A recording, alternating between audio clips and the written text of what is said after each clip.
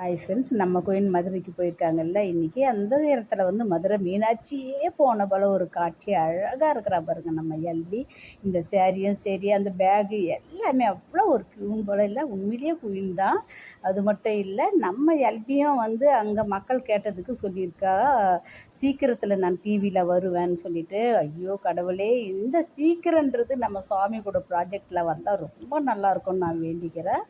அது மட்டும் இல்லை, நம்ம காவேரிக்கும் வந்து அங்கே மக்கள் கிஃப்ட்டு கொடுத்துருக்காங்க. இந்த மொபைல் லான்ச்சில் வந்து அவ்வளோ ஒரு மறக்க முடியாத கிஃப்ட்டு தான் கண்டிப்பாக நம்ம ஃபேன்ஸுங்க கொடுத்துருப்பாங்கன்னு தெரியும். அதே போல் நம்ம காவேரிக்கு இல்லாமல் நம்ம சுவாமிக்கு, அதாவது நம்ம விஜய்க்கும் கொடுத்துருக்காங்க.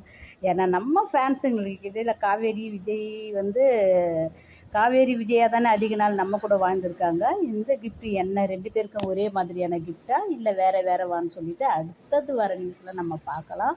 உண்மையிலேயே மதுரை மீனாட்சி தான் நம்ம காவேரி. அடுத்தது என்ன நடக்குதுன்னு பார்க்கலாம். Bye by.